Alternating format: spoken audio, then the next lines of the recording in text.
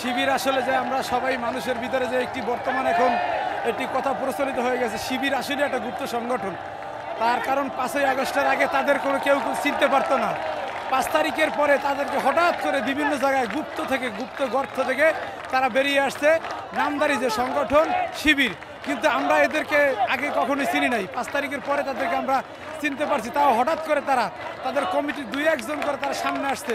কিন্তু আপনি মনে রাখবেন যে 5 তারিখ যদি এই শেখ হাসিনা পালিয়ে যেত, যদি না যেত, তাহলে এই শিবির কিন্তু এখানে প্রকাশ্যে আসতো না। তারা কিন্তু ছাত্রলীগের সাথে মিলেমিশে, আওয়ামী লীগের সাথে জামাত শিবির মিলেমিশে তারা আন্ডারগ্রাউন্ডে থেকে রাজনীতি করেছে।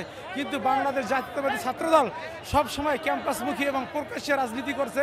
গণতান্ত্রিক যে দাবি বাংলাদেশের নির্বাচনের জন্য, আমরা সব সময় শহীদ জিয়ার আদর্শকে বুকে ধারণ করে আমরা রাজনীতি করছি, প্রকাশ্যে রাজনীতি করছি। আমরা কখনো গুপ্ত রাজনীতি করি নাই। এই জন্য বাংলার মানুষ এখন বর্তমানে এই শিবিরকে বলে গুপ্ত রাজনীতি। আমি এই গুপ্ত রাজনীতি থেকে তাদেরকে বেরিয়ে আসার আহ্বান করছি। তাদের যদি সৎ সাহস থাকে তাহলে তারা গুপ্ত রাজনীতি থেকে বেরিয়ে এসে মানুষের জনকল্যাণের জন্য কাজ করুক, জনসম্মুখে রাজনীতি করুক।